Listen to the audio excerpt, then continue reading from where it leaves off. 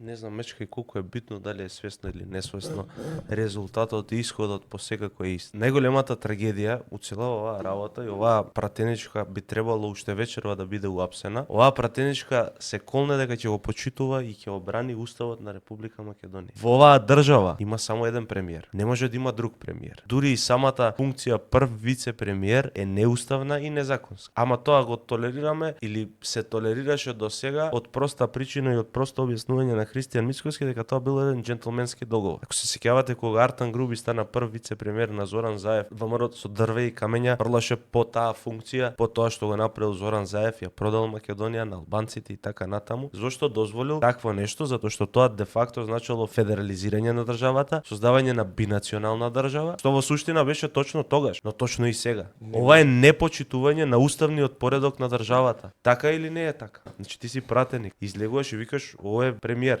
Како е овој премиер? Ама на албанците. Ти разбирам иронијата, Да, но ама овој е премиер да на бевме албанците. нормална држава, знаеме што се прави. Абе, сега ќе апсиме, сега си влагаат тониот филм. Апсењам.